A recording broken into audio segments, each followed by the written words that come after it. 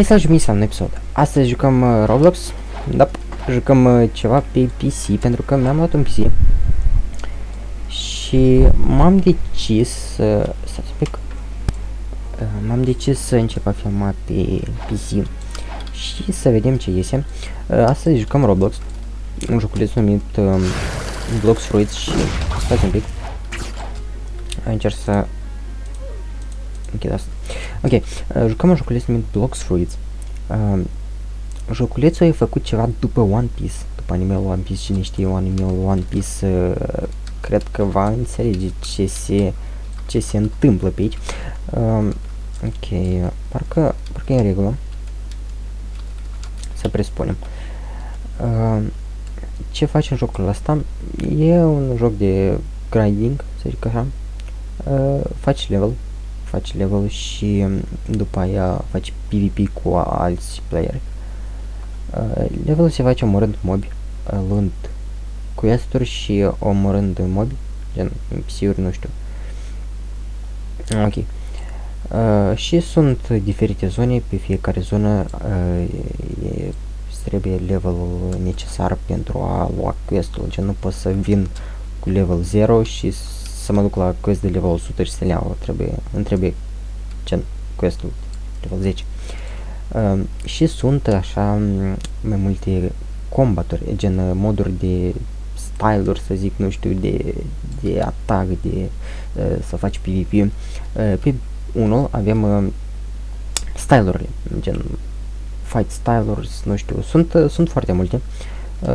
La început doar aveți pumnii, după aia vedeți electric, foc, nu știu, tot felul de chestii. Pe a doilea avem Devil Fruits. Devil Fruits e așa un fruct care îl poți mânca și îți dă 5 abilități sau, nu, păi sunt și 4, sunt și câte 3, sunt și 5, în majoritate sunt 5.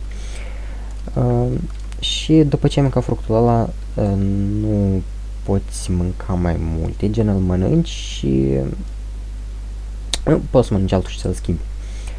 Și cum mănânci fructul ăla, nu poți nota, gen poți nota, dar îți iei damage. Pe 3 avem sabia. Eu am cea mai bună sabie din joc, să zic așa.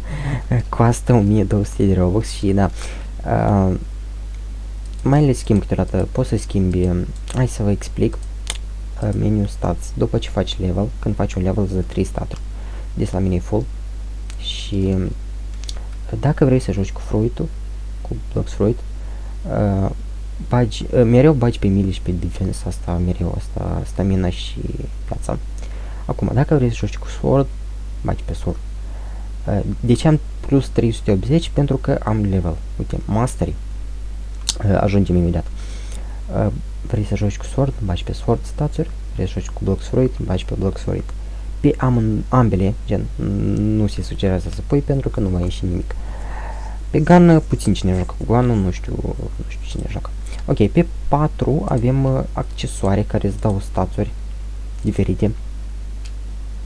Și asta e... sunt câteva rase, cred că 5 sau 6 rase.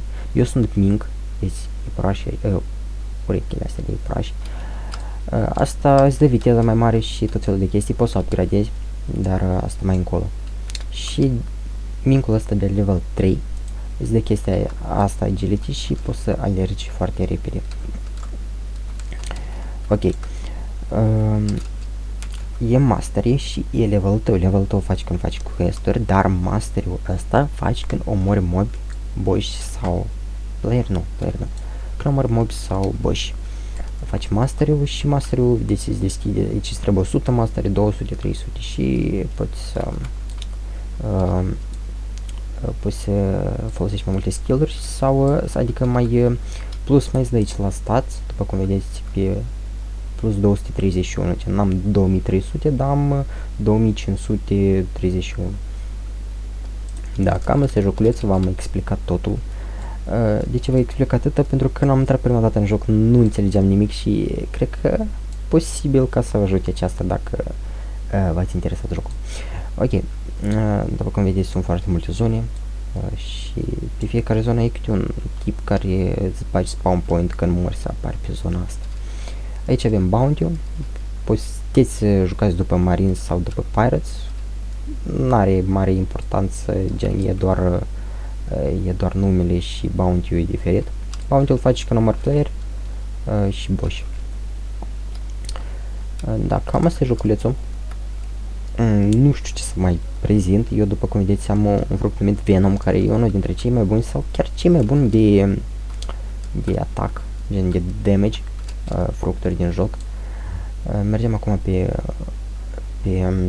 insula din mijloc, e Middletown, e, să zic, centrul hărții. Și aici e un tip care vinde fructe de astea, de fruits, dar trebuie să vezi ce în stoc, gen bomb și spike-ul mereu sunt în stoc. Acum mai departe aici out of stock se schimbă odată în 4 ore și poate să apară sau poate să nu apară. După cum vedeți, sand, dark, din ceva cele mai bune sunt astea. Și văd că nu nimic, eu am pe Venom, care e unul, cred că dintre cele mai bune Dragon-ul, Soul-ul e bun. Și nu știu, cam pe atât. Hai mai, dacă știi, juca aici Shadow, Dog, nu știu sigur cum se numește. Gravity nu-i bun deloc. Da, și cam ăsta e joculețul. Dacă v-a plăcut, nu uitați să apăsați butonul de like și ne vedem.